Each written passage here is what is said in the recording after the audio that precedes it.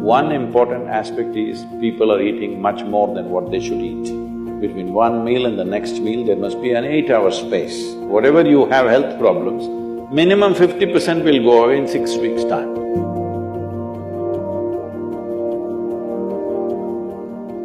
Namaskaram Sadhguru. Fasting on auspicious days has existed in India since time immemorial, but many Indians believe that it's unscientific and illogical. Until the work on autophagy induced during fasting has been awarded the Nobel Prize. Even I started doing intermittent fasting this year. So why are such beneficial ancient practices being labeled orthodox and then immediately implemented once there is a Western approval? That's because you don't have the right color of the skin.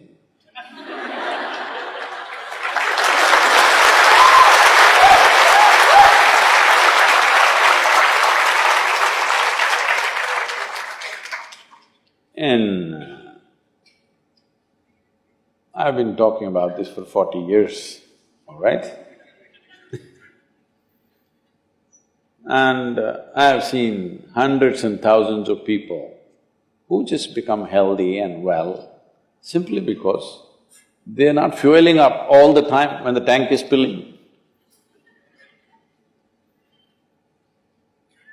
In the yoga center, everybody eats at 10 o'clock in the morning and at 7 o'clock in the evening. Our lives are very physically active.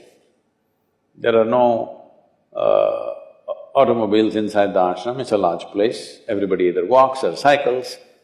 Even if you have to go to the dining hall, it's a kilometer. If you want to go to your workplace, it's half a kilometer, 1 kilometer, like this. All the time, people are physically active. So everybody is very hungry. By the time it's 3:30, 4 o'clock in the evening, they're extremely hungry. But we learn to live with that because hunger, empty stomach and hunger are two different things. Hunger means your energy levels start dropping. But empty stomach is a good thing. In the yogic sciences, today modern science also is coming in line with this. But what we know by our experience, you will spend $1 billion to come there. Because research is all about how many $1 million, that's how it is. Your body and your brain works at its best only when your stomach is empty. So we always make sure we eat in such a way, how much ever we eat, our stomach must be always empty within 2 to 2.5 hours' time maximum. So we go to bed hungry always. People think they cannot sleep. They can sleep. On an average, for 25 years on an average, I slept only 2.5 to 3 hours. These days I'm getting little lazy and sleeping anywhere between 3.5 to 4.5 hours in spite of the level of travel that I have. When I say level of travel, if I say my level of travel in the next few days, you will fall off your chair. Yes? Should I tell you? No, not necessarily. Because in the next 10 days, I'm in 5 different countries doing I don't know how many events, all kinds of events. So, you're able to keep this up simply because you don't overeat. It's very, very important. Everybody eats 2 meals. I generally eat only 1 meal, 4:35 in the evening, because I don't like to sit in front of the plate and worry about how much to eat. I like to eat well. So, 4:35 in the evening, if I eat a meal, it's only next day. Is this enough? Am I looking okay? Hello? I'm not looking like your patient, isn't it? I'm not going to come to you because any correction and purification that needs to happen in the body, your stomach needs to be empty. It's very, very important. Otherwise, the purification on the cellular level will not happen.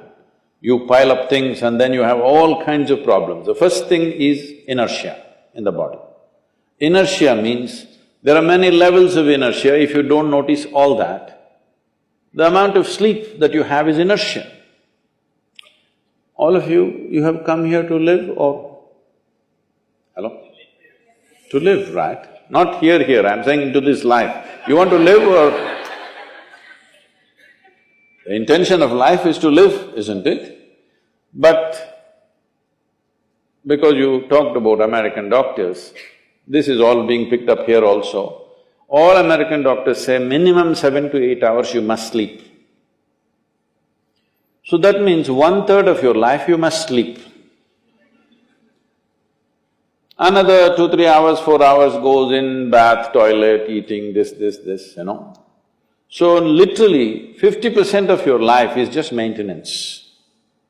Suppose you have a vehicle, you have a motorcycle or a car, if it goes to service 1 day in a month, all right to keep it. If it goes to service 15 days in a month, this is a nuisance, isn't it so? Most people have made their systems into a nuisance because their own body is a big impediment in their life. Anything they want to do, their body will not allow them to do. So in this there are many aspects. One important aspect is people are eating much more than what they should eat. Simply because they have been told, you must eat more, otherwise you will become weak, this, that. No, it is the way you keep your body. Today everybody is trying to work towards a fuel-efficient car, motorcycle, everything. This means what? If the machine runs smoothly, it'll consume less fuel, isn't it? So if you sit here and you are very much at ease, now it'll consume less fuel. If you like this all the time, then it'll consume more fuel, it'll want you to eat. Compulsiveness will come about this. So, this new name, intermittent eating, you should see, in United States, people come to our programs will run 10 hours, 12 hours. So, but they will come with some biscuit and something else. They say, I have sugar intolerance, I have to eat. I tell them, you just be here, you're not going to die, I'll ensure, because I don't want anybody dead on my hands, all right? I'll make sure. You first day, no, I have to eat.